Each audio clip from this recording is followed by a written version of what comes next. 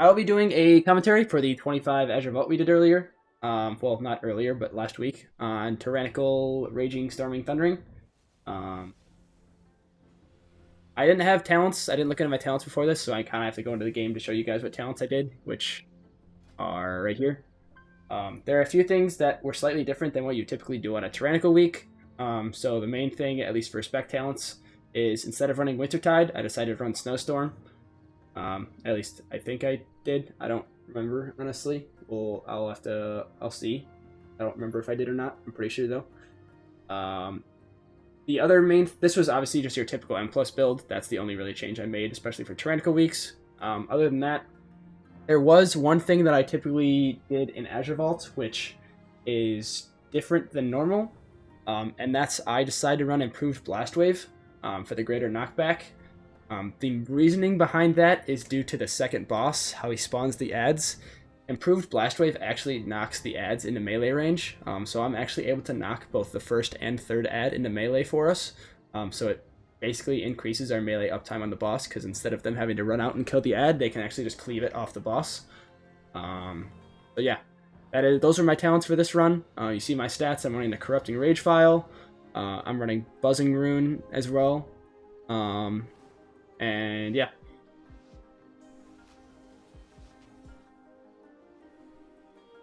Yeah, so first pull is obviously a lust pull, even on Tyrannical weeks. You pull all the mobs here and you lust. It's a little bit weird because you don't get lust for a Tyrannical boss, but it's worth it because of the amount you save.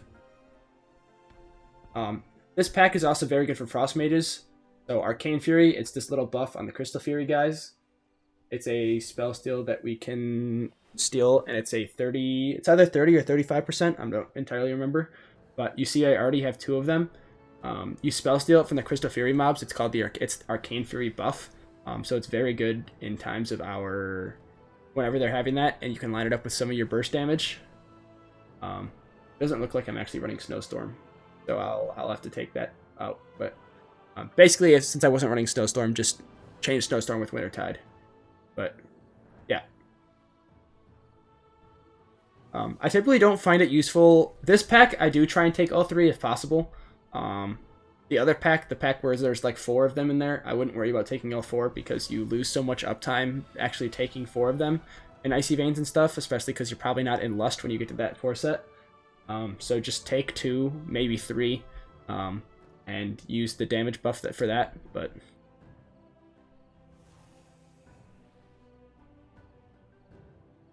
I also was using time manipulation instead of Dragon's Breath. There's not a whole lot of like actual kicks that you need for this key, other than the Mystic Vapors at the very start, which as long as we can lash this first area without me using Dragon's Breath, is basically not needed for the entire rest of the key.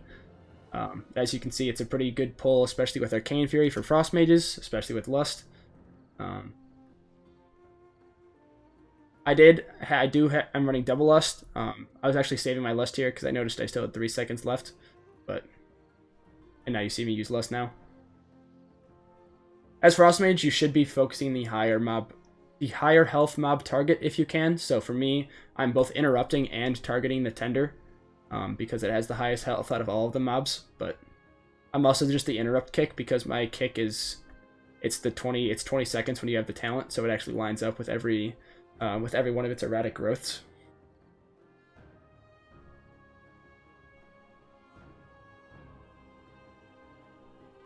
Of course, we have a good old a terrorist feral druid who likes to typhoon the mobs out of my frozen orb, so that's always great.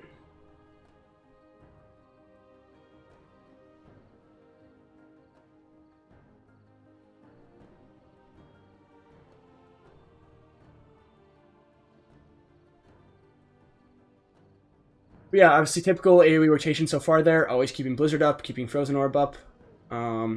Don't do what I just did here and target the mobs before the tank actually can get them. I ended up doing big in 2 cases here, as you can see by this Drake calling Shriek. We don't worry about this, but we'll kind of just dig into that. So I had to interrupt the one mob that was far behind, and then I wasn't paying attention, and I ran into the into the dragon area. So I actually had aggro, and I accidentally butt pulled this. And then all of us also just got hit by... we all got hit by piercing shards because we were not expecting to have this pull. And obviously another reason of not expecting to have this pull is I don't even have Icy Veins going at this time. So that was great. But somehow this worked, even though this was not good at all. But yeah, we did an oopsies, and it somehow worked. As you can see by my glorious damage at this point, I'm really doing great damage here. So yeah, I'm currently getting beaten by the tank. This is another pull where you can do the Arcane Fury steals. I tried doing it, but it's not that big of a deal if you're not in Icy Veins or you don't have Rune up. So you see now I'm trying to spell steal them. So you see I have 2 buffs of it. At this point, we're also calling out when we need to interrupt the piercing shards. The only downside to me taking the improved blast wave for this dungeon is I don't really have a very confident interrupt for piercing shards. I mean, blast wave's good, but I'm also not taking dragon's breath. An improved blast wave is kind of a little bit troll in terms of being used as a stop. So as you see, I actually I interrupted it into a wall, which was fine, but I also missed the erratic growth kick, which was my job. So we were off to a great start. I butt pulled this pack, and yeah, so because I'll go over that. Because I butt pulled the pack, I didn't have Icy Veins going into it, but I also lost attention on being the erratic growth kick, which the only way I can get every single erratic growth kick is if I successfully interrupt the last one, because our kick originally is 24 seconds, but when you're running the quick-witted talent, if successfully interrupting reduces its cooldown by 4 seconds, and I believe the erratic growth is every 20 seconds it starts casting. So if you miss the kick on it, you're not going to be able to get the kick for the next one. So that's what occurred there. And when that occurred, obviously the druid had the last one, and I missed the kick for it. Because I tried backing up kicking and I missed the kick, I didn't get the CDR from my kick. So I got this one. But as running Blink, I can actually just blink out of the stuns. You can also get Dispelled, which our druid actually did, but Blink also just removes you from the erratic growth stun. But you have to be very careful with the Blink, because if you blink on top of somebody, then they get stunned. So don't do that.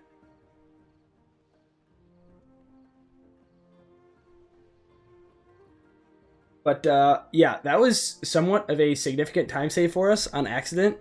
I have a significant feeling that's never going to be done for us on Fortified weeks, just because of how dangerous that trash actually is. But on Tyrannical week, that ended up saving us, I think it was a minute and a half a time, compared to what we were normally used to. But that was not part of the plan in any way, shape, or form. We also had our glorious cat die, because they got threat. So yeah, that was good. We're doing great things at the start of this key.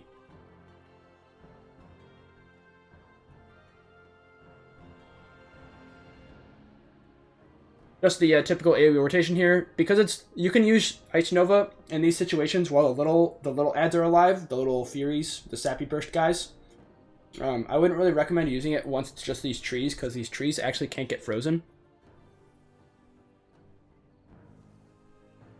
But obviously when you have more than 2 target, that's the time when you're sending Blizzard. So when it's this 3 target, you're obviously sending Blizzard all the time.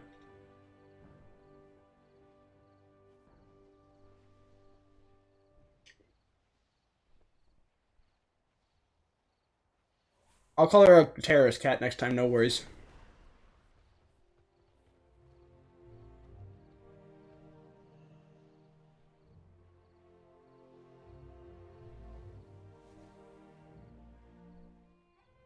Now, running the double lust talent, you need to make sure, especially as a frost mage, the plan is you don't double lust, but you stagger your lusts. And now for this boss, or at least this dungeon, you plan on lusting since you lusted the first pack, and then after that you basically Lust on cooldown, and then you try to have Lust for the second and fourth boss. That works if you do the frog skip route to have it for second and fourth boss. But if you're not doing the frog skip route, you actually don't end up getting Lust for the third boss, or the second boss, just due to timings. We were actually so quick getting there that we actually ended up only getting 3 Lusts and had to hold Lust. So I'll kind of go into that.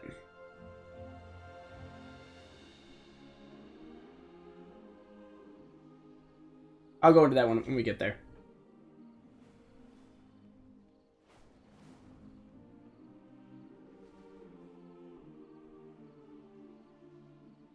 Now, during this boss phase, I am using Orb and Blizzard basically on cooldown for the little ads. And we also want to pre-position for the Explosive Brand. My defensive usage for Explosive Brand is basically as follows.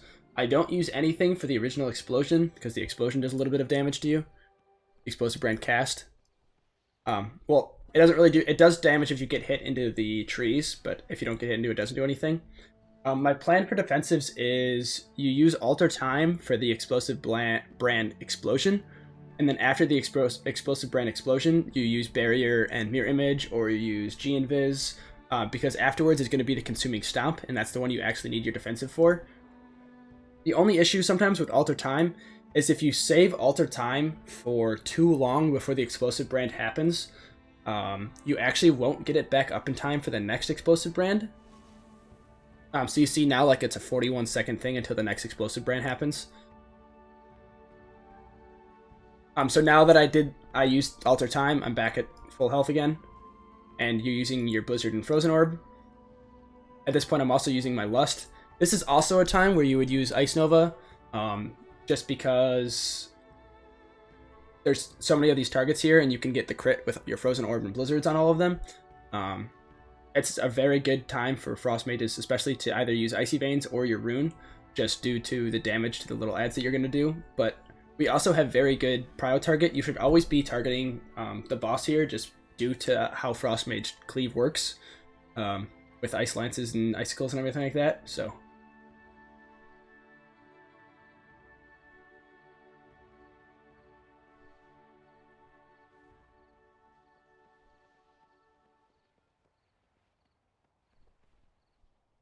Obviously, same thing, sending Frozen Orb and Blizzard. And now again, using Alter Time. I actually didn't realize when I clicked it the first time, if I go back to that, when I used it the first time, it actually hadn't been off cooldown yet, which is what I was talking about, how you need to basically use it as soon as possible. One of the things you can do is shifting power for it. So that'll obviously work for one of them, but it won't work for the second because shifting power is a minute cooldown and Alter Time is a 50-second cooldown. So you kind of need to plan around that. So obviously you saw me click it right there, and it wasn't off the GCD yet. So you'll see me that I have to use more defensives for this one, because typically you see it knocks me down. I didn't use any defensives. It knocked me down from 100 health to 30% health, and now I don't have any defensives rolling into this. I did end up getting healed up all the way, and I had images rolling, but I decided to G-Invis because that's typically my pattern for these. Is, like I said, I always Alter Time the explosion, followed by I use Barrier and Images, or Barrier and G-Invis, or Ice Block for these stomps. Now for this next one will most likely be I will Shifting Power or Alter Time to come back. It will obviously, I'm not positive that's what I did, but that's what I'm assuming I did.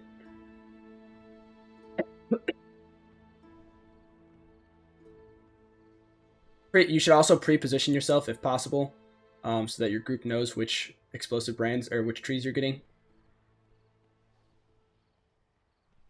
So again, Alter Time, very beneficial for this. The only part that's bad about this is if you get meleeed from these little ads, which happened. I Alter Timed basically back to 100% health and then started getting meleeed. And now this is an Ice Block. Obviously, I would have died if I didn't Ice Block because I'm at 40% health.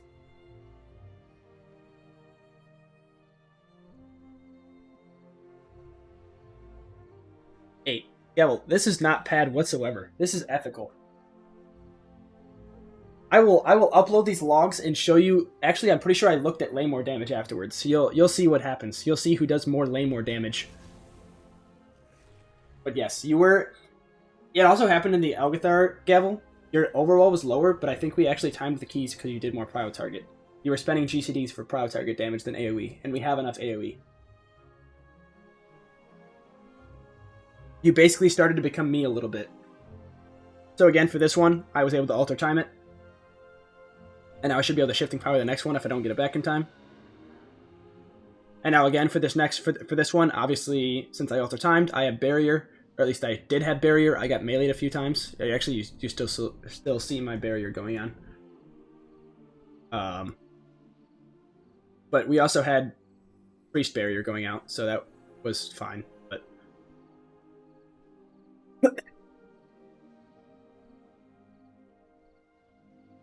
this was somewhat of a mistake by me.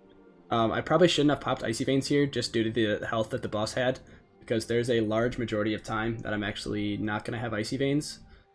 Typically, my idea for popping Icy Veins as a Frost Mage is if the mob has like 13 mil or less, I don't pop it, which kind of sucks just due to the amount of damage you might need to actually get done.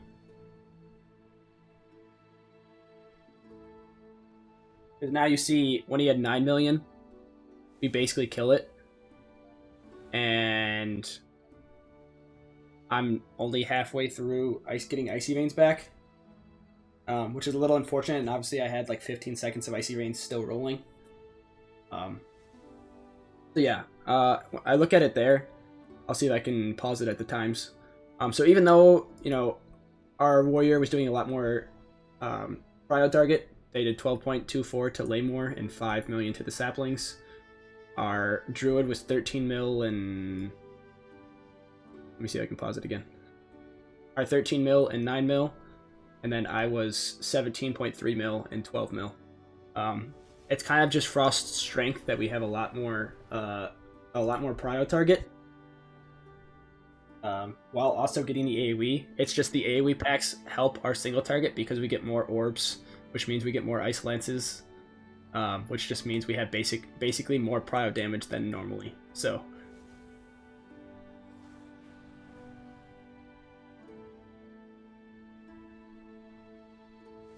this is the pack where I was talking about not having Icy Veins and only trying to spell steal like 1 or 2 of the Arcane Furies. Thank you for the follow, Orzuz.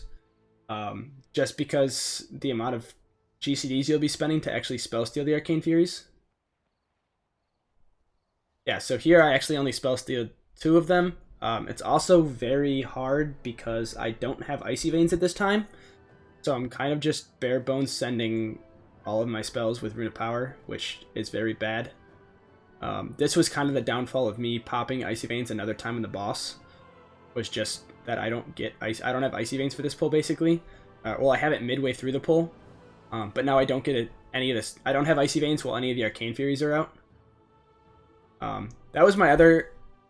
So, when running Improved Blast Wave, you can still be used as a knock or an interrupt for the interruptible cast, so for Piercing Shard. Especially since I'm not talented into Dragon's Breath. So the way I have to position myself is I'm positioning myself to knock the mobs into the wall. So it's basically the smallest possible distance that they can be knocked. So if you are running Improved Blast Wave for this key, you have to do the same thing that I did. And basically just make sure that you're knocking them in basically the smallest possible spot. So now that I have Icy Veins, I actually am looking to spell steal. You see I spell steal actually 3 of them this time. And obviously I'm focusing the Lasher in these pulls. This is the big single target mob that...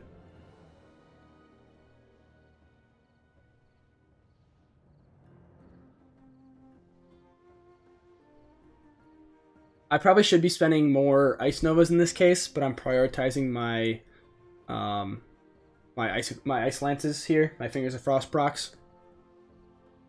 And now since we didn't... It's sometimes the case that you can have Lust for this pack that we just did.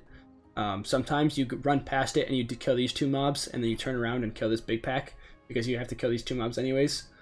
But since we didn't have Lust for that big pack, we're deciding that we're going to use Lust on the first pull in the rings. I have to save Lust. Unfortunate because I probably over the course of some of these keys, I lose either 1 or 2 uses of lust from the amount of time that I have to hold, since I'm the only lust in our group. But it's obviously a lot better for classes for like fire mages or arcane mages because they only double lust. They double lust instead of stagger their lusts, but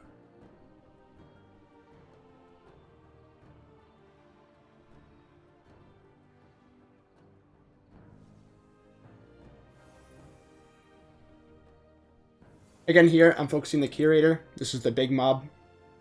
Has the most amount of health in this pull. For these pulls that have the elementals, if you happen to get Waking Bane and your healer has to dispel somebody else because there's multiple that go off, you can ice block it. You can't blink it, but you can ice block it. I would recommend doing that, especially if you're in these pools when the Forbidden Knowledge is going out, because those will just one-shot you. So I ice blocked it to get rid of the Waking Bane.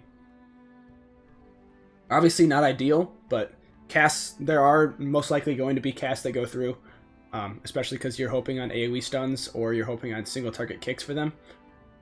But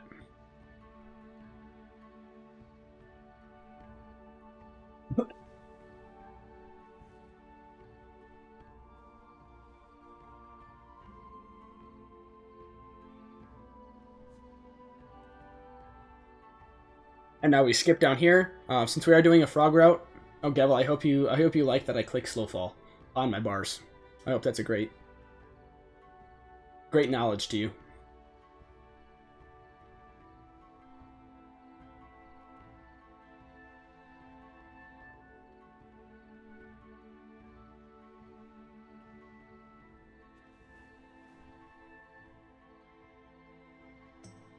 But we are doing a frog route on this one. We decided we basically started doing a frog route like 2 weeks prior to this, and we've kind of just stuck with it since. It seemed to be doing slightly better. We obviously haven't had too much. We've only done it for the last 2 weeks, so we don't have too much value into it. But it seemed to be better so far. The lust timings definitely are a little bit weird because you don't get lust on the second boss, but.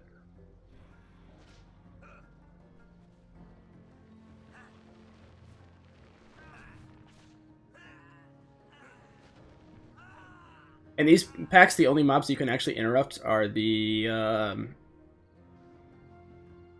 people that cast Condensing Frost and then Ice Bindings. The important thing to kick is Icy Bindings because that's the one that stuns or that locks everybody in place. Condensed Frost is the one that just has the little AoEs I think on the ground, but I think you died because I think Gavel Lay bubbled and you got Ice Cuttered, I think. Luckily, I hadn't popped another Icy Veins at this time because I knew that we weren't going to B-res. So the reasoning behind that is we didn't really want to B-res because we might have needed a B-res for the second boss, for this boss here. But a really huge downside with Frost is even if you make no mistakes, if your group or someone else in your group or like anything happens that causes you to like sit there and wait, either it's a bad pat, or a group member dies and you have to sit and wait. If you are in Icy Veins, you lose a lot of value just because of that. And because I knew that when a warrior died here, and we were going to have to drop combat and res, I didn't pop another Icy Veins, which saved me, 10 seconds, 15 seconds of Icy Veins here. But it's not great. It's just the way that Frost works. It's rather unfortunate, but it do be like that. So again, here you saw Icy Bindings. I'm not casting on any of these mobs just due to Frost applying the slow to them because I want them to actually get to the tank. So that's why I'm obviously doing no damage, and our other two are melee Zug attacking it. But I can't attack the mobs because you see, as soon as I started attacking them, and our tank runs to the next pack, this is basically them running full speed at him, which isn't. They're not going to get there at all. And I also decided to improve use Blast Wave here to actually get them closer so that we can actually cleave off of them. But Now I am full single targeting the Seal Keeper, because the Seal Keeper is the only thing I can really cause the rest of the group members to wipe, whereas the other mobs are the only thing I can cause the tank to wipe. But we can basically outrange every single one of the other casts. So Unstable Power is the one that's causing all of the AoE spells on the ground, and Ice Cutters you can outrange. But these Seal Keepers are the only ones that can cause like your group member to wipe if Icy Bindings goes off while an Unstable Power is getting casted. Because if you get locked, if you get like stuck while they're doing the AoE things, then you're basically just dead.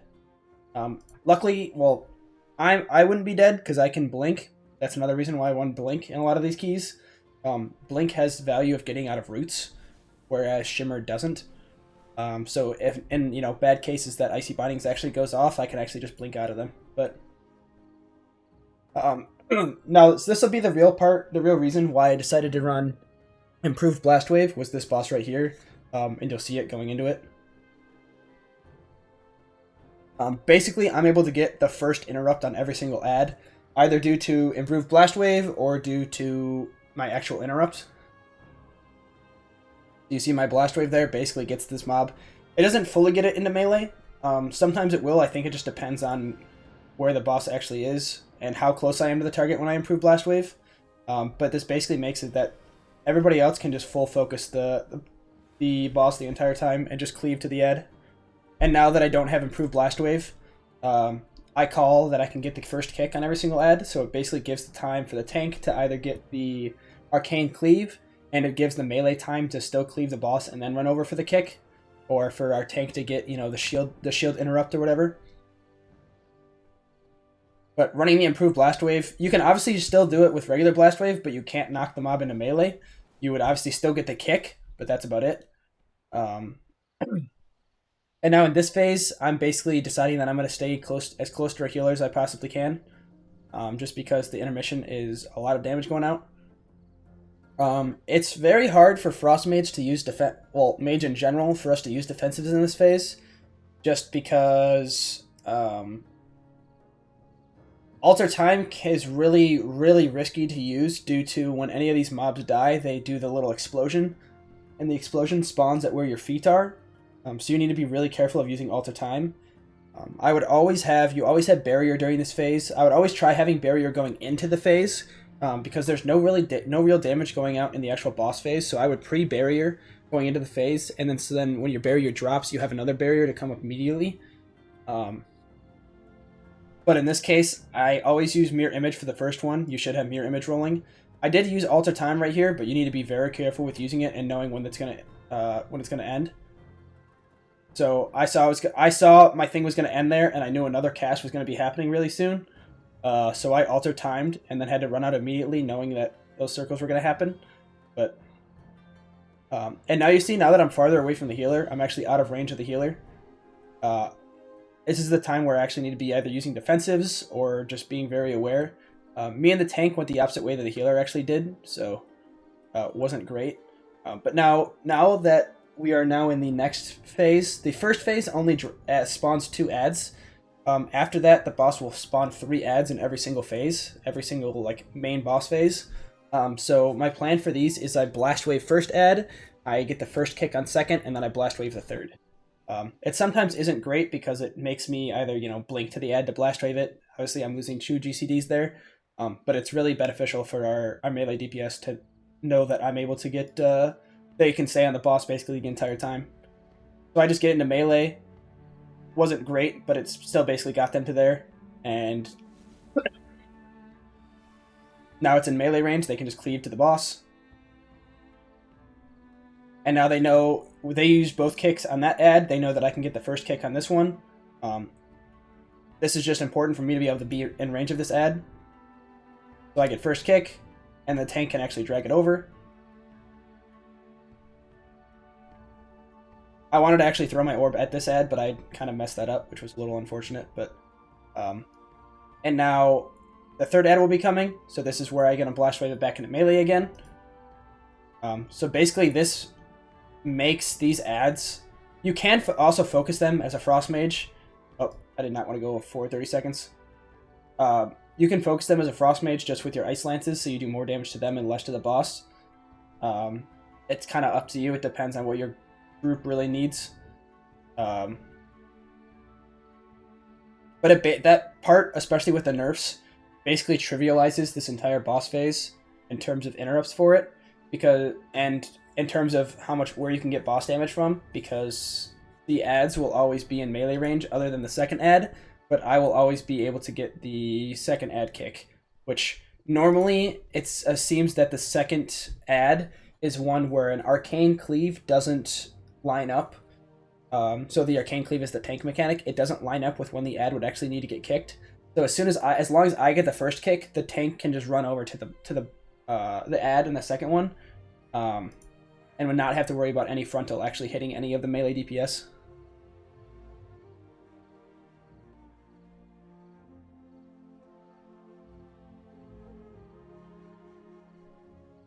And now for this phase, just a little like additional damage. The ads will always spawn on the little circles that are in the center thing. So since you can't really damage them, the main boss, you can pre-cast a blizzard on one of them. So you see what I actually did is I pre-casted a blizzard on this ad, followed by throwing a frozen orb at them, and then I'm gonna target this ad instead. So I'll get free damage on this one that some of them are attacking. The druid also put bleeds on both of them to get free damage on both, but...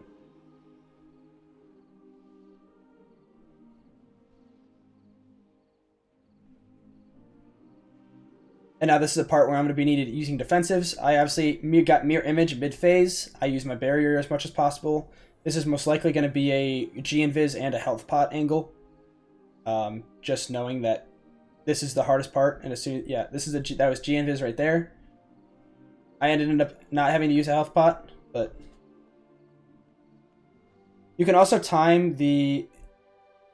So you see here, this is what I was talking about, how sometimes it's not fully in range of melee.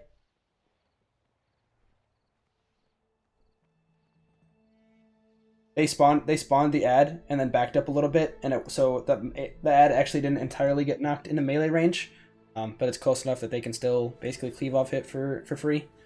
And now it's just them getting these kicks, or it should be them getting these kicks. Unfortunately, it seemed like they both kicked. And now for me again, I get the second ad kick, and then the tank. Again, like I said, it doesn't overlap with an arcane cleave, so he can run over for free. And then I am the one getting the third. Getting the original knock-in, and then they can get the kicks for the third ad.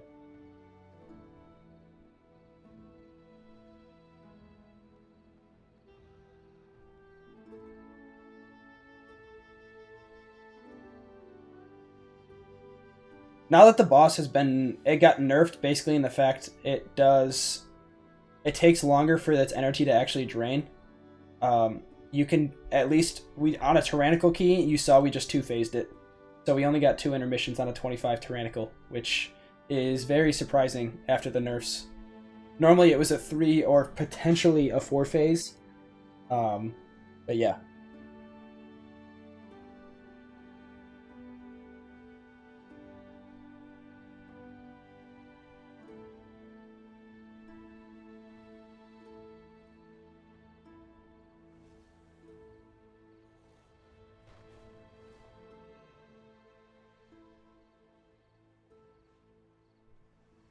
Now this, obviously as Frost, we are targeting the breakers. This isn't a great area for Frost mages just because the frogs are going to be jumping all over the place. I can do this better because the frogs are actually baited on players. So if I wanted to actually get the most amount of value as possible, I could just bait in melee, which would definitely be the smartest thing to do. If you get any of the shoulder slams, I'd recommend using one or multiple defensives for them. I'd probably just use one. I didn't actually use any defensives for this one, so I just alter timed it. You see I didn't use any defensives and it brought me from 100 to 30%, but I alter time it and immediately go back to 100. But you need to be very careful, especially during Raging Week, or anytime it's fortified, that you have something going for shoulder slam. Well, I didn't use anything for that one. But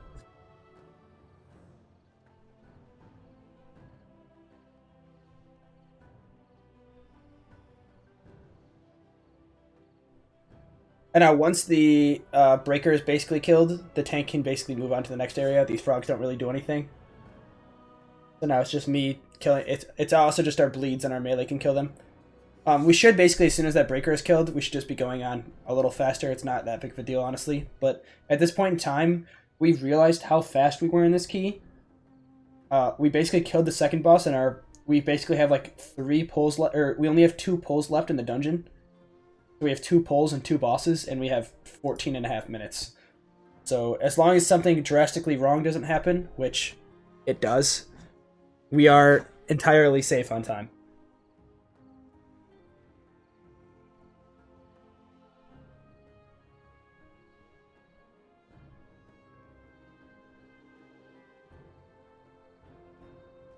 But again, this is the next pull, and so again, we're full targeting the breaker. You need to also be very careful as a B-style roars. One thing that I did find out with the roars, I didn't end up doing it on this guy, but I ended up doing it later on on a priest on an alt key. You can actually outrange the B-style roars. So the way you can deal with all the mechanics of the breaker is B-style roar can actually get outranged, and shoulder slam can get LOS'd. The only issue with LOSing shoulder slam is that it actually makes shoulder slam go on somebody else. But I'm pretty sure it can just get chained LOS'd, which can be done, but not great. But so the Beast-style roar, I'll show you guys what I mean. How you can outrange Beast-style roar. So what happens when Beast-style roar is you see the shockwave kind of go out, and the shockwave, you saw it end and like explode right on this outer ring. If you're outside of that ring, you actually don't take any damage from Beast-style roar.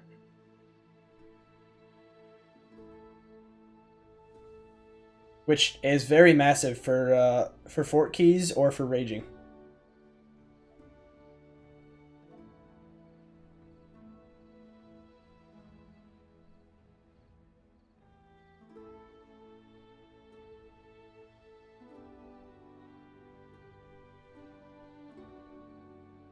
Wish I was doing keys tonight. I'm doing commentaries because I kind of have ran out of. I haven't done a video in like a week and a half. I've had no YouTube content because I just haven't made them because last week was fire keys. But that sounds like a great stream. How'd your keys go?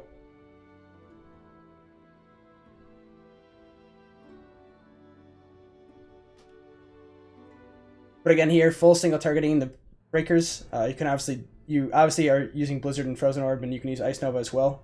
One thing with Frost is your Ice Nova, as well as your Frost Novas, actually if you cast them and they're frozen when Null Stomp is happening, it actually stops their leap. So you can actually stop them moving at all. But it's not too big of a deal if you're actually in melee range or close to melee when the Null Stomps actually happen from the frogs. So.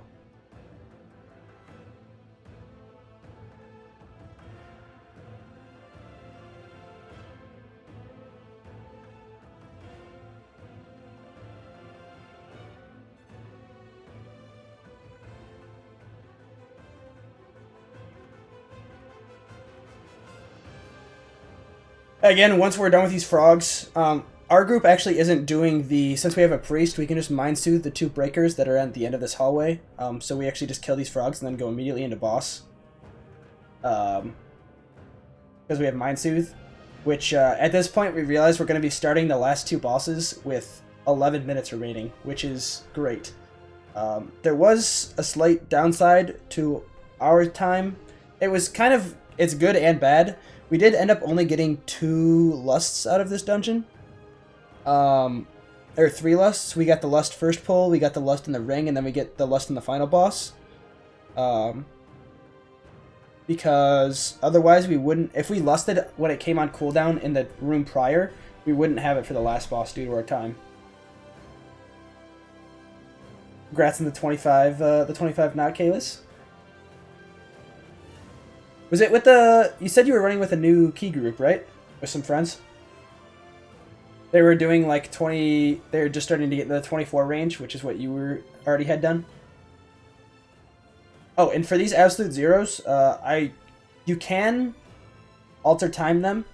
but obviously try and have some defensive. You basically need to be almost topped to go for them.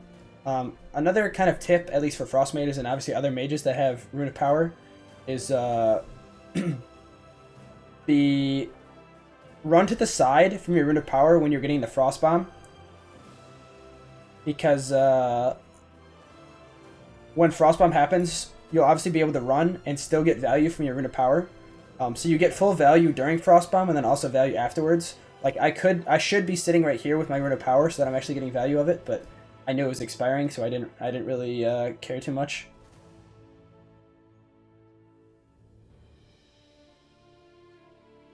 Now, especially as a mage, I like giving prio to my priest because they have no like direct movement thing that they can use to get out of like tight corners. So if you can, try and be the furthest person back if you're going to end up running, like somewhat running out of space. One thing that I probably would recommend our group actually doing is having the boss and then having the tank in the middle and then having each of the DPS players like one on each side. Because you can still hit it on each side, but obviously it's very min-maxy and not really needed, but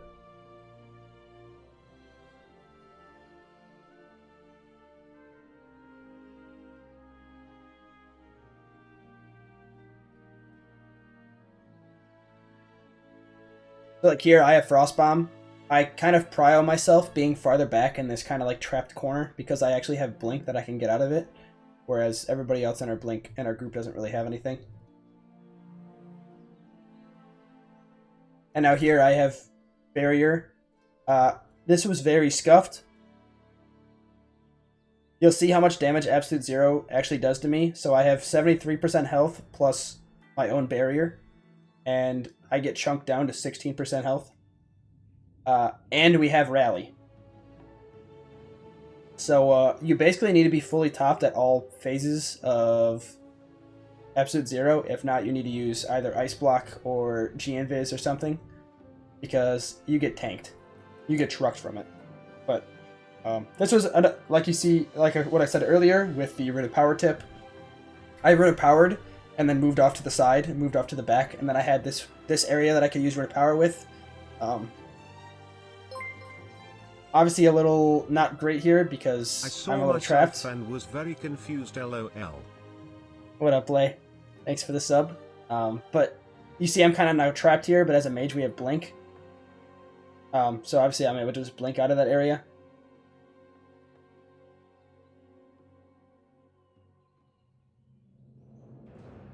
Again, this was one of the downsides of running double Lust with Frost Mage and being the only Lust in the group. I've basically been holding on to Lust for the last like 5 minutes because we have to use it on last boss, which is unfortunate, but have a good night, Kalis. Congrats on the key and nice key. Okay, so here we did Barrier, and then I also G-Invis just because I got ticked from this Frost Bomb. But yeah. I'll give you guys a little tip. I actually die on the next Absolute Zero, so we don't worry about that, all right?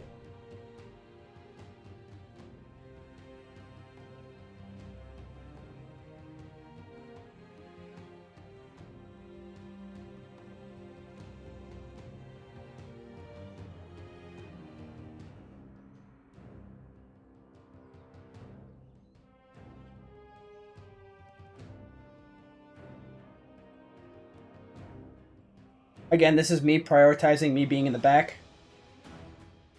So one thing I did here, which I don't really recommend doing, and it didn't even end up working anyways, you can actually G-Invis or regular Invis the Icy Devastator, but the cast actually already has to be going on you, and it kind of just cancels the cast.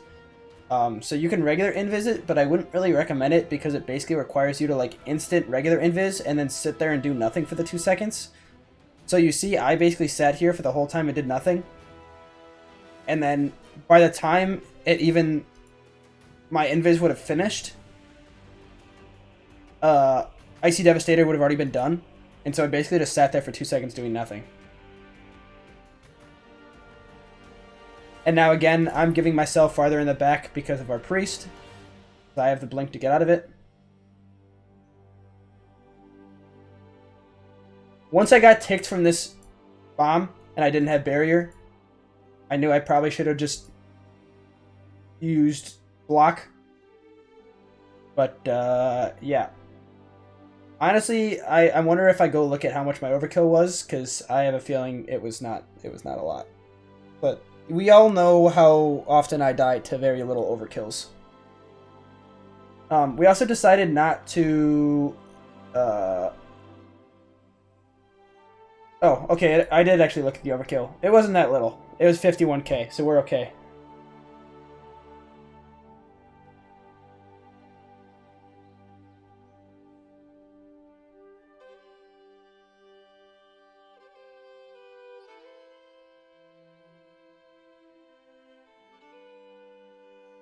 But yeah, we decided not to use a B-res because we wanted our B-reses for the last boss. But yeah, rather unfortunate. I could have blocked. I decided not to block in this case because I didn't know what was going to happen on the last boss in terms of when I would need ice block, because sometimes we have some issues with bubble taunt happening, which, you know, great game. Last time we did an Azure Vault, we bubble taunted, and I had to sit in ice block for 10 seconds because the taunt wasn't working, and I was just sitting there scared for my life. So I kind of decided I wanted 2 ice blocks. The other reason I decided I wanted 2 ice blocks is because the knockback that happens, Unleash Destruction I think it's called, kind of trucks. Granted, it's like the only form of damage, but the reason I like having ice block is in case I'm like right next to an orb, and I can just ice block the knockback and not have to worry. But I probably should have just blocked. It would have been safer. I have an extra block because Frost and Cold Snap. But at this point, we kind of have... We have 6.5 minutes. So we're big vibing for this boss, especially because we have Lust. But as you find out, we ran into an issue. Our plan here was we weren't gonna send Lust on first shard phase.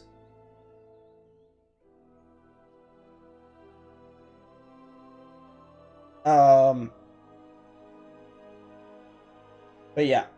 So I'm saving Lust for first shard phase, because shards are the only thing I can really wipe you on this, other than if the tank dies to Dragon Strike.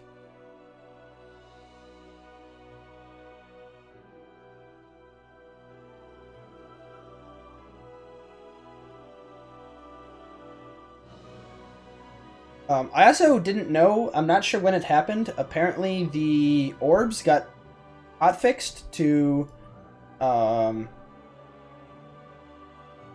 not follow players anymore and are kind of now just random. So my defensive choice for Unleash Destruction is to actually just alter time it, which obviously ended up working because I'm now at 100% health, but as you can see, I'm very glad I didn't Lust, because our tank just died, and then our battle res died. So we're just like, okay, just wipe it, and we have time.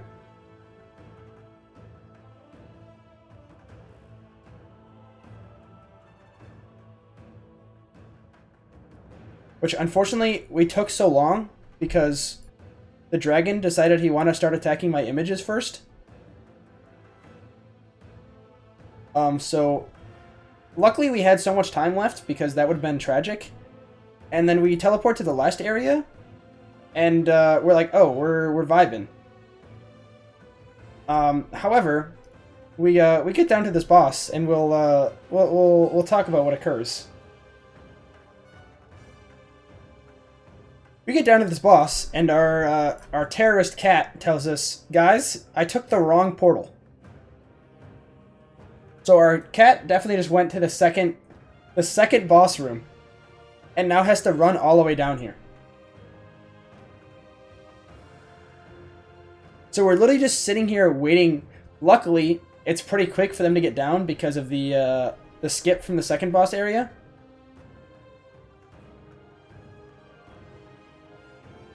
But yeah, that was great.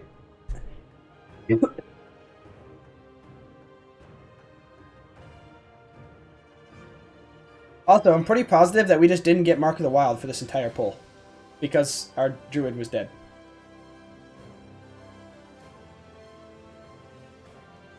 I'll find out. I'll let you guys know if we ever get Mark of the Wild.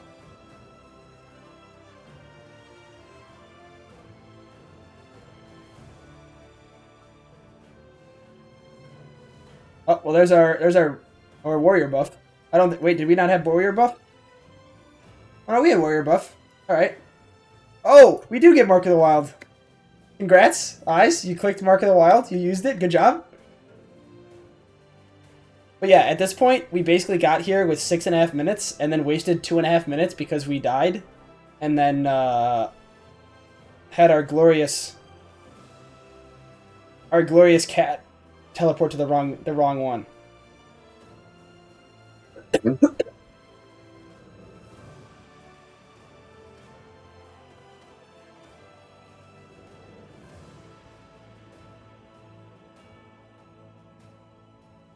And now here, we are just all over the place with deciding what crystals we want each people to hit. I'm very good with 2-target. Also very good single target. So normally I try and blizzard or like target the mobs, the 2 that are together, but apparently our warrior's also very good at them. They basically told me to target the one that was in melee, that was next to the boss, which is okay as long as I can actually hit both of them. But as soon as a shard gets farther away from the boss, I lose increasingly more amounts of value.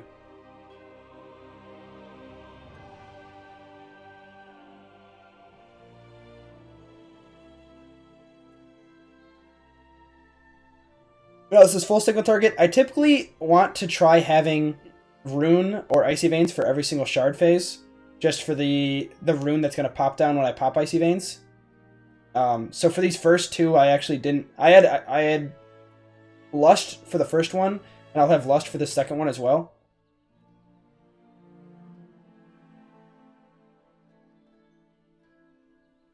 But you see how good we are at 2-target, and then this 2-target works, and then 2-target on the boss.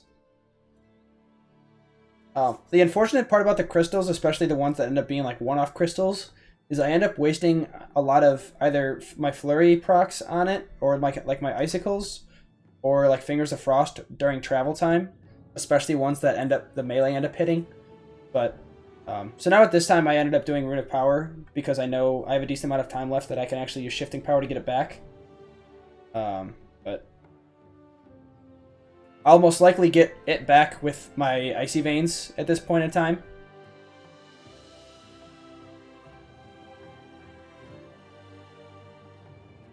Now, Unleash Destruction is the big hit that's going to happen.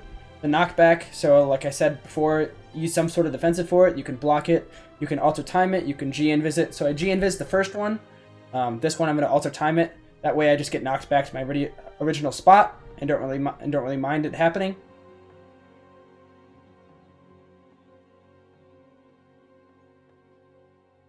Now again, I didn't have a rune for this phase, which somewhat sucks, but not really. And you see these ones that are grouped up, obviously very good for both me and the warrior to deal with. And then our druid's out hitting the solo one.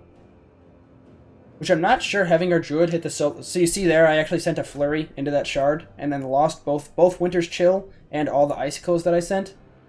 Which was unfortunate, but we should probably look more into who is best hitting the ones that are solo off. It probably is the druid that's probably better hitting the one that are on their own, but they don't have... they don't really have great burst damage or like on-demand damage, so well, yeah.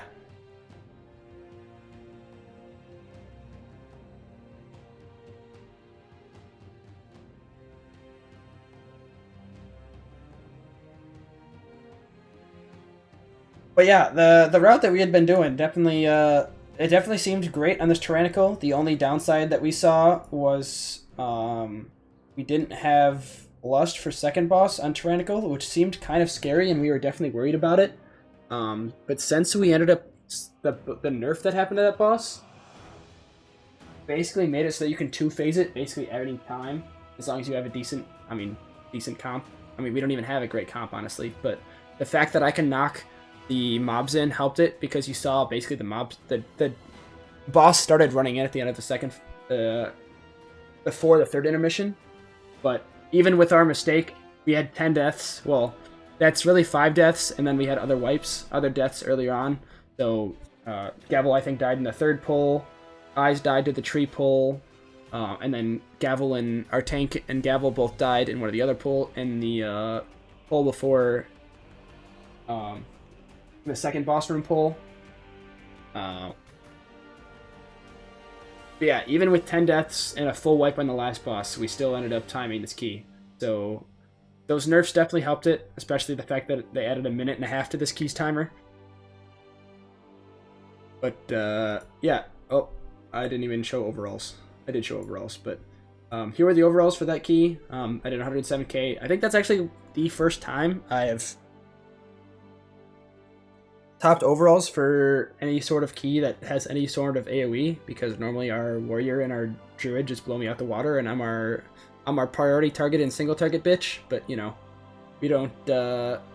I guess it worked out this time. But the vast majority of our keys do not happen like that. But yeah, that was a 25 Tyrannical Azure Vault that we timed. So that's my commentary for this key, and yeah.